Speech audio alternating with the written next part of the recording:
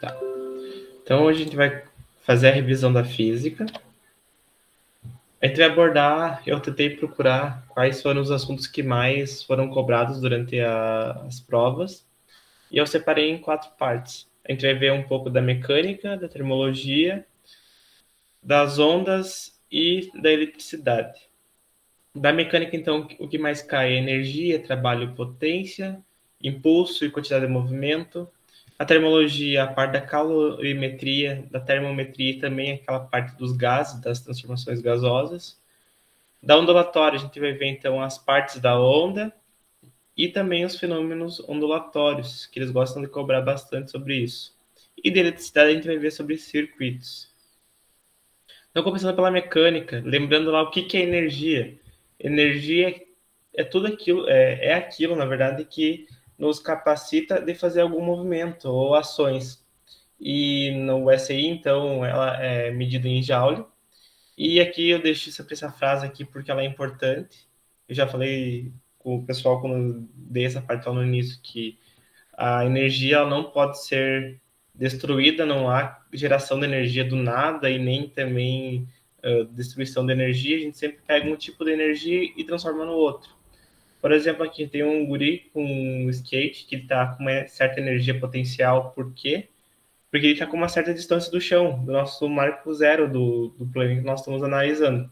Quando ele começar a andar, essa energia potencial que estava acumulada na altura, ele vai ser transformada, então, em energia cinética.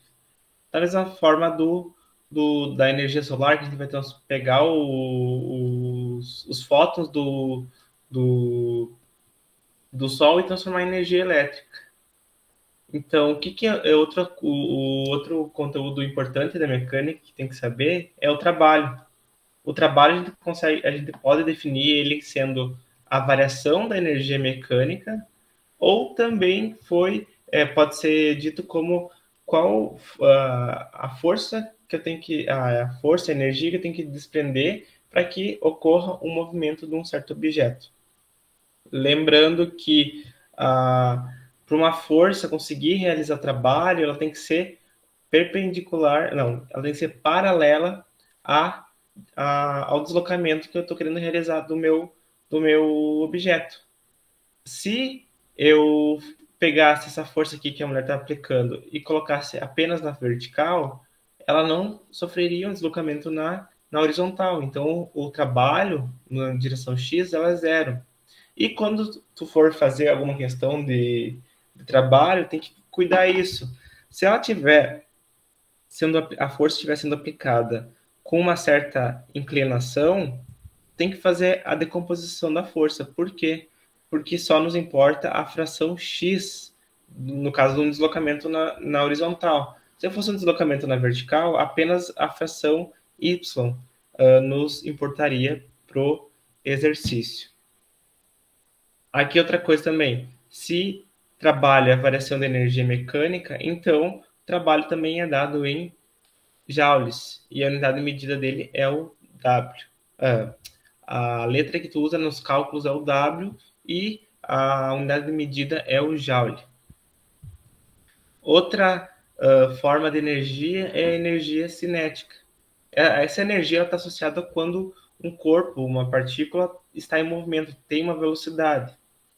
Outra energia que a gente também tem é a potencial elástica. Por que ela é potencial? Porque quando eu for deformar uma mola, eu acumulo uma certa quantidade de energia e que ela vai ser, então, depois liberada e vai causar um movimento. Outra forma de energia potencial que a gente também tem é a energia potencial gravitacional. Como eu falei agora há pouco, essa energia, então, está associada quando um corpo está a uma certa altura do chão, ou uma certa altura do ponto zero que a gente vai marcar no nosso problema. E ela está associada com essa altura e ela é potencial porque a gente tem a gravidade, né? A gravidade vai acabar atraindo esse nosso objeto, fazendo com que ela tenha movimento. Então, ela pode gerar um movimento, por isso que ela é energia potencial. Quanto maior a altura, em relação ao nosso ponto, que a gente marcou como ponto zero, maior é a energia potencial acumulada. Outro, aqui é um dado importante que também tem que ter em mente, como eu falei lá no início, a energia ela é constante, ela não some, ela não surge do nada. Então, se eu pegar um sistema fechado, que nem lá do skate, a soma da energia, a energia potencial gravitacional mais a energia cinética, ela sempre vai ser constante em qualquer ponto que o skatista estiver. Como eu falei aqui, ó, no início aqui, quando ele está numa certa altura, a energia potencial ela é 100% e a energia cinética é zero.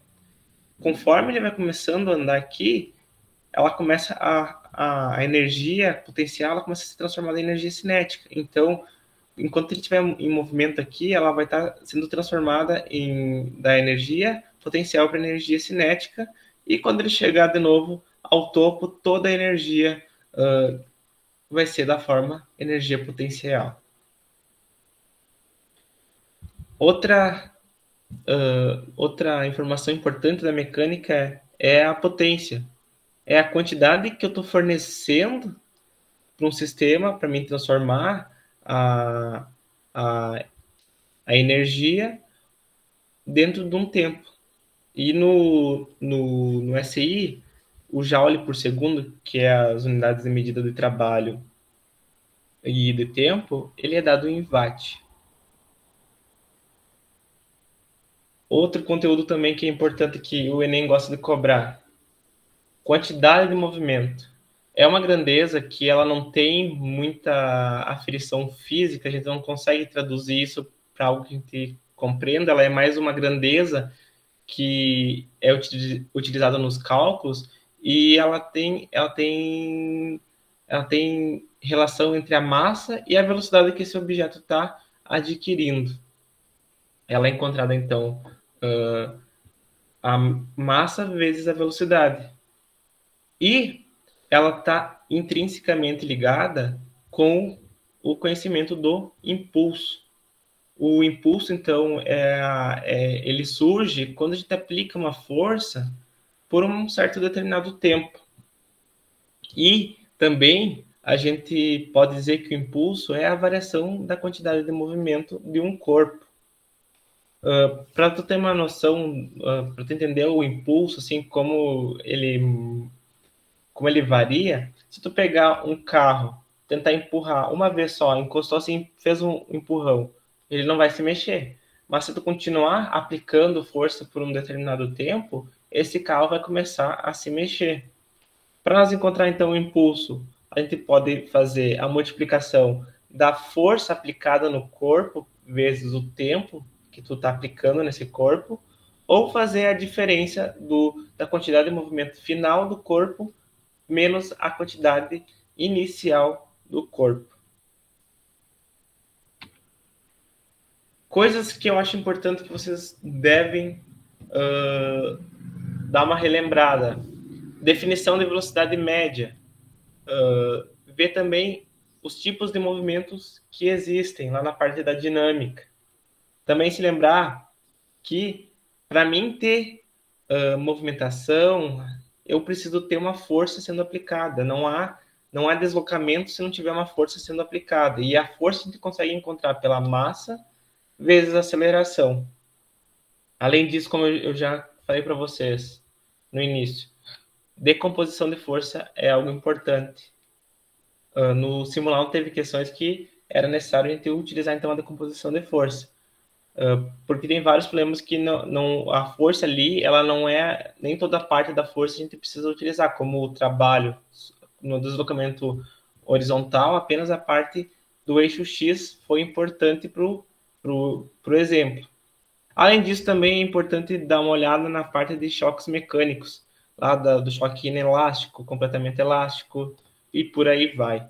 Então, dei uma revisada nesses conteúdos, que eles são importantes, e eles normalmente cobram de uma maneira meio escondida, Por exemplo, o que poderiam fazer lá na parte de conservação de energia, poderia se falar do skatista. O skatista está andando na pista.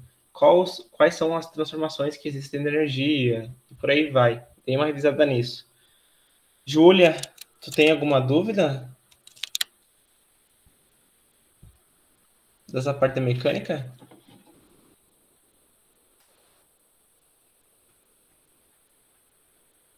Pode ficar com a câmera desligada, mas só me responde se tem alguma dúvida, senão a gente continua. Tudo tranquilo, então tá.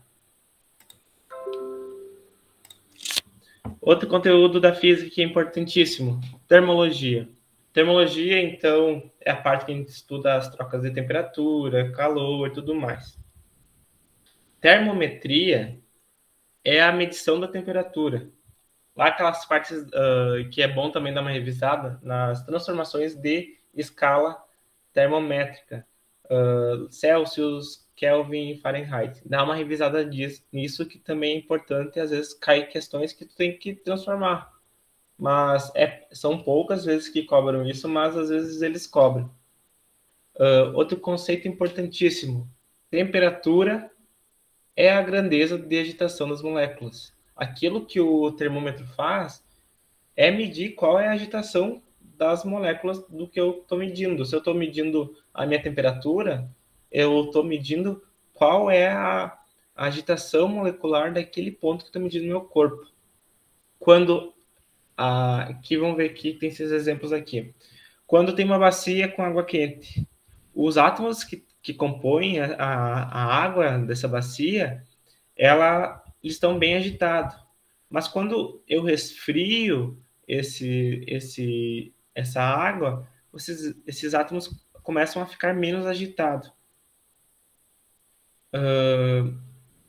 Outro conteúdo sobre termologia que é importante, que eles gostam de botar pegadinha. Calor.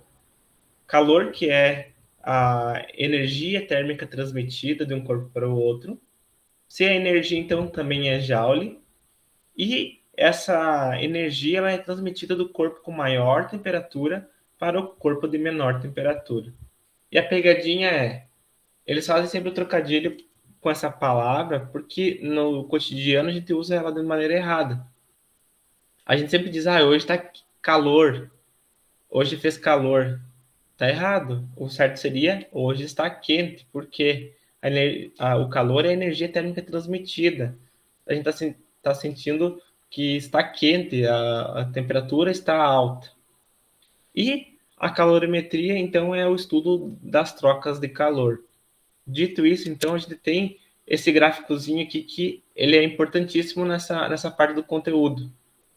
A gente tem a transformação de um certo material, que ele vai passar da fase sólida, vai sofrer fusão, vai passar para a fase líquida e vai se tornar vapor, vai se tornar uma fase gasosa com a vaporização. E no eixo X a gente consegue ver a quantidade de calor que tu está fornecendo para esse material. Lembrando que quando tu está aumentando a temperatura está no eixo Y aqui, quando tu aumenta a temperatura de uma substância, de um material, tu tem que fornecer energia para haver essa troca. Mas, quando tu está trocando de uma fase para outra, tu indo de fase sólida para fase líquida, não há aumento de temperatura. Quando a gente está fazendo o aumento de temperatura, a gente diz que o calor que a gente tem que fornecer é o calor específico, que é o calor que a gente precisa para que essa substância ou corpo mude de temperatura. Já naquela fase ali de mudança de fases, a gente chama isso de calor latente. É o calor necessário para que esse corpo, essa substância mude de estado ou de fase. Olhando para a equação aqui, a gente vê então que nós não precisamos de ter temperatura, não há uma variação de temperatura com o calor latente. Tem aqui a formulazinha do calor específico, o que está envolvido nesse calor específico? O calor específico da amostra que vai nos dizer quão difícil é dessa amostra ou desse corpo aumentar de temperatura, a massa desse corpo, ou seja, quando eu tiver mesmos corpos, mesma substância, só que um tem uma certa massa e outro tem menos massa, o objeto que tiver menos massa, eu vou ter que fornecer menos calor para ele do que o corpo que tiver mais massa. E também a quantidade de variação de temperatura que a gente quer que o corpo tenha, ou que o exemplo está pedindo. E no calor latente a gente só precisa saber o volume não, a massa do corpo e o calor latente do corpo. Tanto o calor específico, o Czinho, e o L grande do calor latente, o exercício normalmente dá o valor. Se liguem também nas informações que está sendo dada no exercício para ver se a unidade de medida está correta na hora de fazer os cálculos. Outra parte da termologia que é importante são os gases. Os gases, então, como a gente viu já nas aulas passadas, a gente consegue caracterizar ele por 3 variáveis: a pressão, o volume e a temperatura. E a gente tem essa equação que a gente chama de equações dos gases ideais, que a gente consegue correlacionar essas 3 variáveis e a quantidade de moléculas do gás que está envolvido no problema. A equação, então, é o PV igual a nRT, sendo que P é pressão, V é volume, o Nzinho é a quantidade de moléculas que tu tem dentro desse gás que tu está estudando, R é a constante universal dos gases e T é a temperatura. Como está aqui, ó, que eu coloquei, tem que ter atenção porque a temperatura nessa equação ela tem que estar em Kelvin. Então, aí, volta lá para o que eu disse no início da termologia. Vamos se lembrar das transformações das temperaturas, das escalas térmicas. Então, como eu falei agora, os gases são caracterizados por 3 características: pressão, volume e temperatura. E quando a gente varia pelo menos 2 delas, a gente tem transformações gasosas. Primeira transformação gasosa, a transformação isotérmica. O que quer dizer a isotérmica? Quer dizer que se eu fizer alguma coisa com esse gás, ele vai ter um início e um fim, e nesse tipo de transformação, a isotérmica, a temperatura inicial dele vai ser igual à final. Então, a gente vai estar variando apenas a pressão e o volume. Vamos analisar aqui a equação. A gente tem pressão inicial vezes volume inicial igual a pressão final vezes volume final. Se eu tenho aqui um cilindro isolado termicamente e eu começar a colocar um peso em cima, assim, finge que eu estou colocando bem devagarinho um peso em cima desse êmbolo aqui, que vai fazer com que o volume do cilindro com gás dentro diminua. Se eu diminuir o volume, a área interna do meu cilindro vai diminuir. E se lembra lá de pressão? O que é pressão? Que é força vezes força dividido por área. Então, se eu diminuir a área, vai ter muito mais moléculas de gás se chocando contra a parede do cilindro. Portanto, então vai ter muita mais pressão. Então, o que a gente tira disso? Se eu diminuir o volume, vai aumentar minha pressão. E da mesma forma, o contrário. Se eu aumentar minha pressão, meu volume vai aumentar. Beleza? Então, outra transformação é a transformação isobárica. A isobárica quer dizer, bárica vem de pressão, então eu não mudei a pressão nem no início e nem no final. Elas são as mesmas. Então, o que a gente vai variar? A gente vai variar o volume e a temperatura. Se eu colocar uma chama no meio aquecendo aqui o meu cilindro com gás, e eu deixar livre essa parte aqui, o embolo. as moléculas vão ganhar agitação porque eu estou fornecendo calor. Se eu estou fornecendo calor, as moléculas então vão aumentar de temperatura. Se eu aumentar de temperatura, as moléculas vão estar numa agitação maior, elas vão começar a se chocar muito mais. Vão começar a se chocar aqui na parede do embolo e vão tentar aumentar de volume. Então, se eu aumentar de temperatura, o volume vai aumentar. Beleza? Outra transformação. As transformações isovolumétricas ou isocóricas. São a mesma coisa, só que só muda o nome. Isovolumétrica, então, o mesmo volume. Então, eu só vou variar a minha pressão e a minha temperatura. E eu vou deixar o meu embolo trancado para que meu volume não aumente. Então, vamos lá. Vamos colocar fogo nesse cilindro. Coloquei fogo no cilindro, forneci calor, as moléculas se agitaram mais. Se elas se agitaram mais, elas vão começar a se chocar cada vez mais na parede do cilindro quanto na parede do embolo. Se elas estão se chocando cada vez mais, vai ter mais pressão. Então, se eu aumento a temperatura, maior vai ser a pressão do gás dentro do recipiente. Outro conteúdo da termologia que é importante dar uma revisada. As formas de transmissão de calor. Existe a condução, a convecção e a irradiação. A condução é a troca de calor, é a transmissão de calor através do meio sólido, metal, madeira, por aí vai. Convecção é a troca de calor por fluidos e a irradiação ocorre no vácuo. Outro conteúdo importante da termologia, então, a dilatação. O que acontece na dilatação? Eu estou fornecendo calor para um corpo. As moléculas do corpo vão começar a se agitar e vão começar a querer se separar, vão querer se afastar uma da outra. Se elas estão querendo se afastar, vai acabar então aumentando as dimensões desse corpo. Então, toda vez que a gente fornece calor, o corpo vai tender a se dilatar. Da mesma forma que a gente tira o calor, a gente resfria um corpo, esse corpo tende a retrair. Dois outros conteúdos importantes da termologia, que essa parte é mais teórica. Vocês têm que saber para responder as questões teóricas. Primeira lei da termodinâmica. De novo, lá que eu falei no início. A gente não consegue gerar energia do nada e nem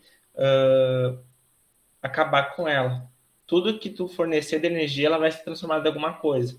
E para a primeira lei da termodinâmica, a gente diz que, então, o calor que eu forneço para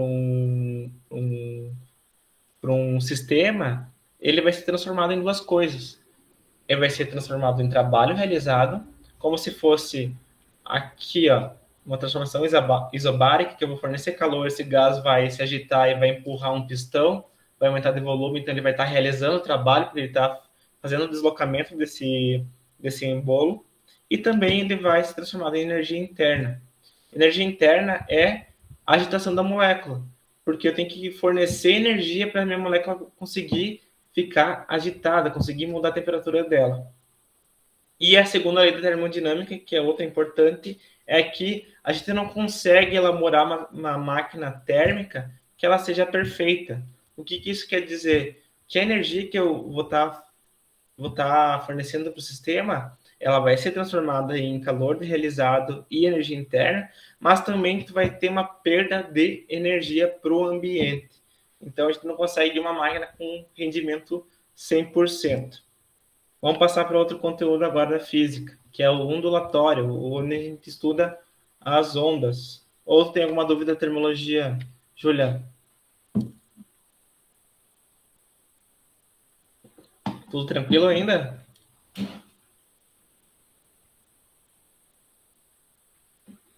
Vamos continuar então. Da ondulatória, então, a gente tem que saber um pouquinho das partes da onda.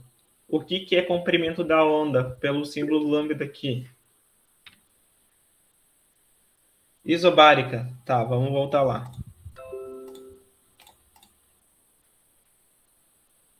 Isobárica. a minha pressão inicial e a minha pressão final, elas são iguais. Então, eu só vou variar volume e temperatura. Vamos pegar esse caso aqui, ó. Eu tenho o cilindro, que tem um gás dentro, e meu embolo, que tampa esse cilindro, ele está livre, ele pode se movimentar. Se eu começar a aquecer esse meu cilindro com gás, eu vou estar fornecendo energia para as moléculas. Elas vão começar a aumentar de temperatura e vão ter uma agitação maior. Se elas estão tendo uma agitação maior, elas vão começar a se chocar e chocar contra as paredes cada vez mais. Como elas estão se chocando contra a parede do embolo, eles vão acabar movimentando esse embolo para cima. Se eles estão movimentando o embolo para cima, vai ter um aumento de volume. Então, o que a gente tira disso? Se eu aumento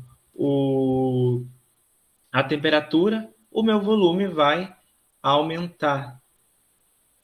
Entendeu, Juliana?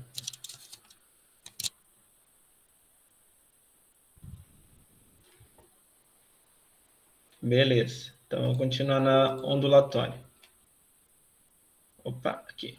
Ondulatória. Então, vamos ver as partes da onda. Uma onda, então, a gente tem sempre a crista e o vale.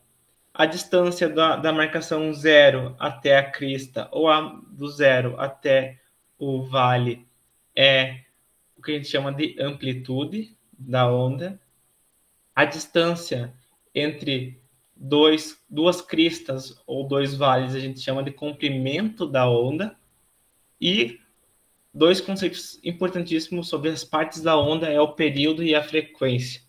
Período, então, é o tempo que a gente precisa para completar uma oscilação, ou seja, qual é o tempo que eu preciso levar para que a onda vai de uma crista a outra, ou de um vale a outro, ou que nem aqui, ó, ela foi do zero, foi para uma crista, daí foi para o zero novamente, foi para um vale e foi para a crista. Foi para o zero novamente.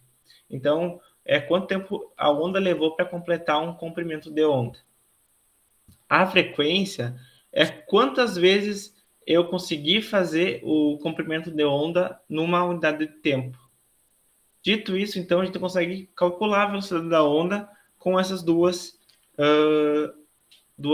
equações aqui. A gente consegue calcular dividindo o comprimento de onda pelo período, ou a gente faz a multiplicação da frequência vezes o comprimento da onda. Agora nós vamos ver, então, o que o Enem mais cobra das ondas, que é os fenômenos que ocorrem com uma onda. Primeiro fenômeno, a reflexão da onda. A reflexão é aquilo que a gente vê no espelho.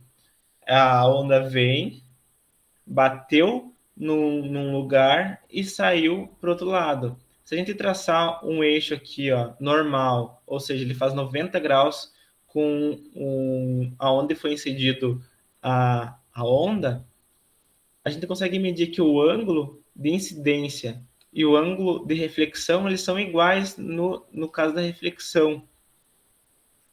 Isso aqui é muito usado não, é usado pelos morcegos na hora de se localizar. Eles emitem um som ultrassônico que a gente não consegue ouvir, apenas eles conseguem ouvir. Ele bate, ele reflete e volta para o morcego. Ele consegue então se localizar espacialmente. Outro fenômeno que ocorre é a refração de uma onda.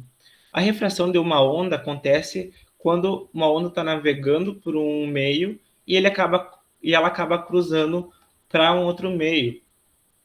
Um exemplo disso é quando a gente vê uma coisa através de um copo d'água, ou que acaba distorcendo o tamanho real daquele objeto que a gente colocou na água. O que acontece na refração? Primeiro de tudo, vai haver uma mudança de velocidade. Pode ver que aqui a onda está vindo rápida, passou para o outro meio, ela deu uma desacelerada.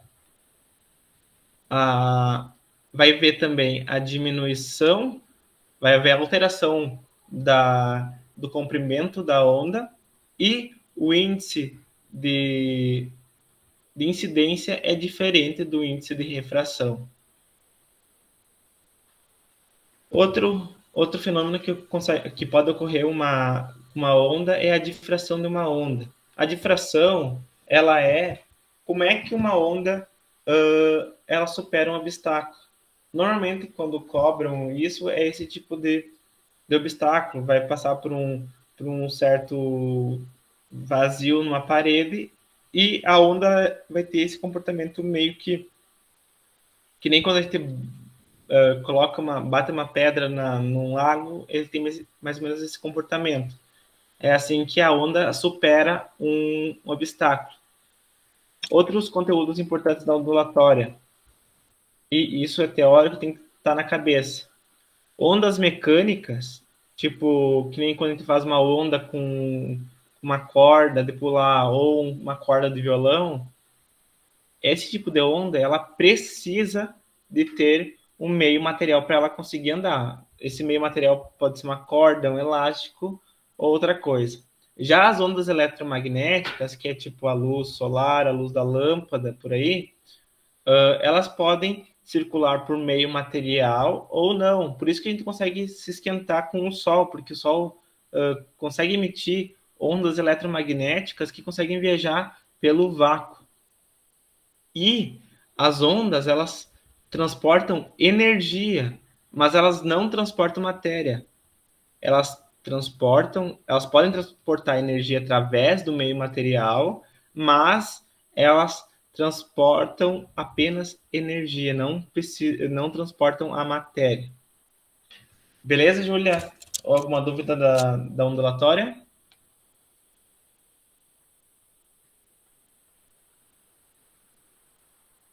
O eco é ali que a gente viu a reflexão. Cadê? A reflexão, porque quando tu tá, por exemplo, numa caverna, tu vai falar, a tua voz a voz que o som que sai da nossa voz é uma onda mecânica que vai fazer uma compressão do ar, que vai viajar pela matéria, porque o ar é matéria, né? A gente tem oxigênio, nitrogênio e tudo mais. Ele vai chegar no fundo da caverna e vai começar a se chocar com a parede e vai ser refletido várias vezes. Por isso que daquela eco, eco, eco. Por isso que o eco acontece, porque é uma reflexão da onda, é uma repetição da onda. Beleza? Vamos para o último conteúdo que nós estamos quase no limite da aula. Eletricidade é outro conteúdo que o Enem gosta muito de cobrar de física. O que é a corrente elétrica, então? É o movimento dos elétrons por um condutor.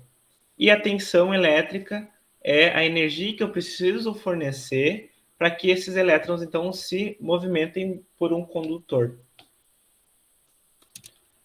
Resistor, então, é uma parte de um circuito elétrico que é um corpo, que a gente pode classificar ele como sendo um corpo que possui uma resistência a essa circulação da corrente. Ele vai resistir que esse elétron passe por ele. A gente consegue calcular tanto a resistência, quanto a tensão, quanto a corrente através dessa equação, que é o R igual a tensão sobre corrente.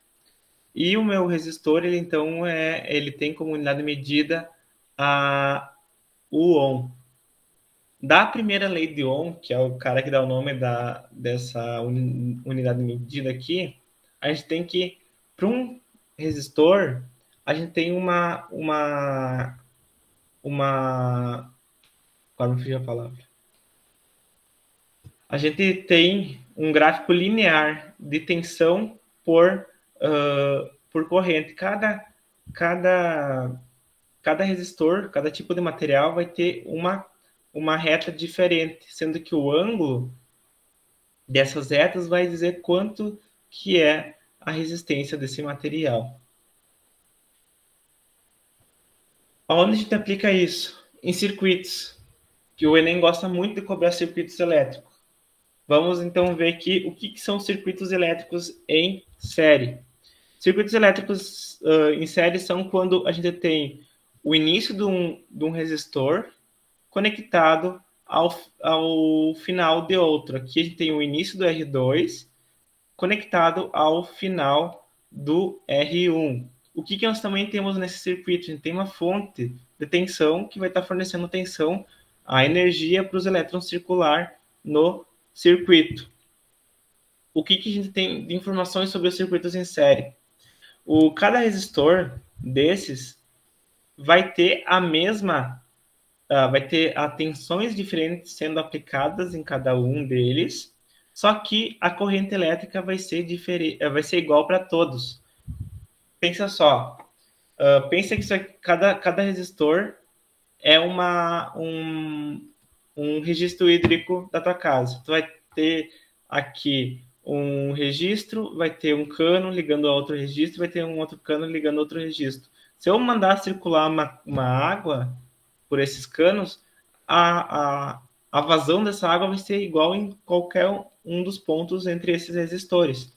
É a mesma analogia aqui. A corrente elétrica que vai passar por um resistor é igual a outra. Então, a corrente é sempre a mesma no circuito em série e a tensão ela se divide em cada um dos resistores. Para encontrar a total é só somar as tensões de cada resistor. Já os circuitos em paralelo é o contrário. Imaginem que isso aqui fosse um circuito para a água passar. A água vai ter que acabar se dividindo entre cada resistor para passar. Então, a gente tira que o circuito paralelo, ele a corrente elétrica é dividida para cada resistor e a tensão elétrica ela é igual em todos os resistores. Para me encontrar a corrente total, a gente tem que apenas somar as correntes que se dividiram no circuito. O que é potência elétrica, então? É a quantidade de energia que foi consumida ou foi fornecida por um circuito elétrico no que a gente viu agora. A gente está circulando uma corrente elétrica, tem que fornecer uma energia, a gente tem que a potência é quanto de energia esse sistema consumiu, esse circuito consumiu, ou esse sistema forneceu. Coisas que dá para dar uma revisada, que às vezes eles cobram. Transformação de energia, geração de energia. Como é que a energia elétrica ela é gerada? A gente tem lá um reservatório com acúmulo lá numa usina hidrelétrica. A gente tem um reservatório que vai gerar uma altura de água que vai estar acumulando, então, uma certa energia potencial gravitacional. Essa água, então, acumulada, ela vai ser liberada por uma tubulação que vai passar por uma turbina. Essa água, então, vai ter uma velocidade, vai ter uma energia cinética que vai conseguir girar um rotor. E esse rotor, então, vai causar a geração da energia elétrica pela indução eletromagnética. A gente já viu isso também em algumas aulas. E outro conteúdo que eu andei dando uma olhada no Enem do ano passado, que eu vi que teve algumas questões sobre, foi o efeito fotoelétrico. Dá uma revisada sobre isso também, lá da física moderna, mas que é aplicado hoje nos dias de hoje para geração elétrica com a luz solar. Obrigado por ter ficado aí na aula. Sei que foi pouco, o pessoal, foi só tu, né, Júlia? E quero deixar também algumas dicas para ti resolver a prova. Tenta entender o que o problema está te passando. Ele vai sempre te contar uma historinha ou vai te contar de alguma tecnologia que está falando, que está nas notícias e tudo mais. Tenta entender o que é o fenômeno físico por trás disso. Como eu falei para ti, vai contar a historinha do cara andando de skate. Tá, o que está acontecendo no skate? Ele está trocando de energia, está mudando de energia, está indo de energia potencial para cinética e depois potencial novamente. Então, tenta entender o que o problema está querendo te dizer, pensar nas questões teóricas, que a parte de equações, normalmente, o exercício já te dá meio que uma direção de como ir para os cálculos. Então, focar na parte teórica, que a parte de cálculo é só um complemento, é apenas uma linguagem matemática do que tu está estudando na parte teórica. Agradeço, então, pela atenção, Juliana. e também do Vander, que está aqui assistindo. Valeu. Tem alguma dúvida,